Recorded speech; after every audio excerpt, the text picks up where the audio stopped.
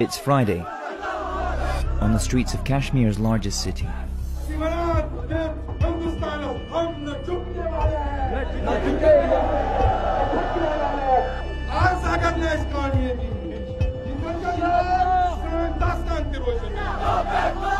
It's the day Muslims normally gather to pray.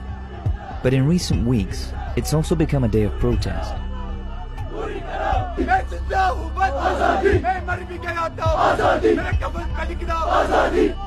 Indian authorities are working hard to keep a lid on displays like this.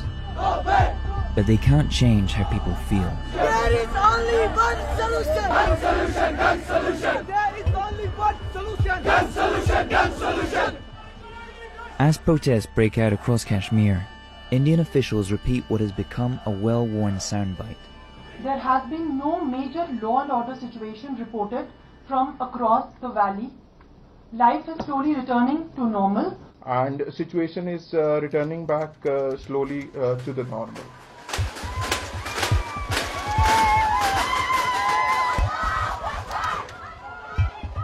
But things here don't seem normal.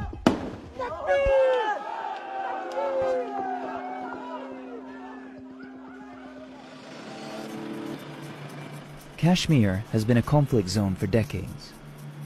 But when India moved to strip the region of its autonomy on August 5th, the situation came to this.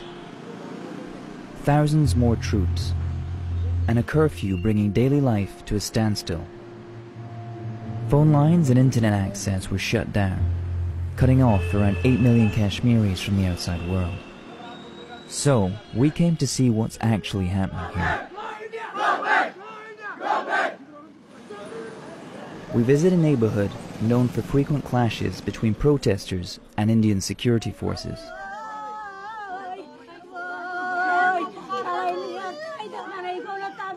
People here are in mourning. Fahmida Shagu was at home with her children and her in-laws on August 9th.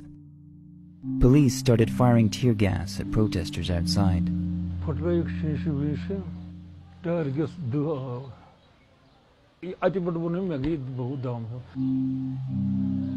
Fahmida's husband Rafiq helped rush her to the hospital, but doctors could not revive her.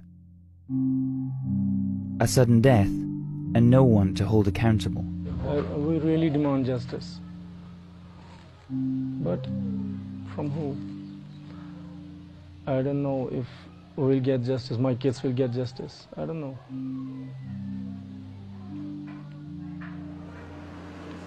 In addition to tear gas, for years Indian forces have used pellet guns to quell unrest in Kashmir.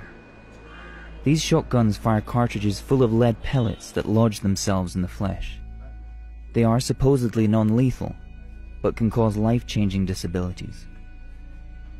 Parvez Sofi says he was at home when he heard a commotion outside. When he opened the door to see what was happening, he became a target.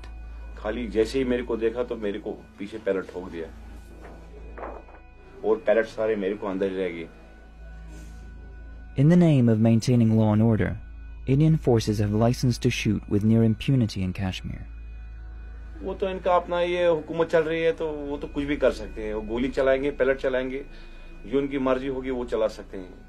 There's no official number for the injured. But in just one hospital here, sources told us over 60 people had been admitted with pellet wounds since the lockdown began. Still, this doesn't stop some people.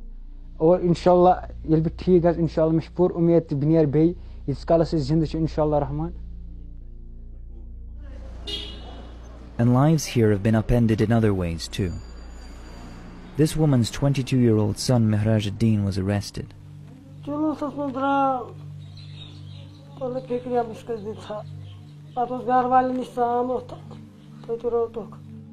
She doesn't know why he was taken.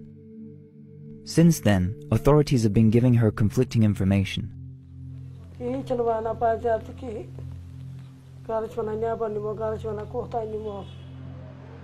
This is not an isolated case. Since early August, thousands have been arrested without being charged, and there's no indication when or if they'll be released. It's their media, they can say anything. They are not showing us what's happening around us. They called it normals. Nothing is normal here. my kids. And they're asking me every night why Mama is died. It's really hard.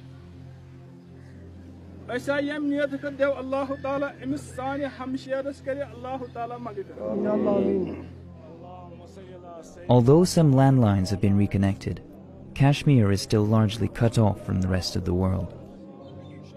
That helps authorities keep stories like these quiet. But as the days pass, they're getting louder.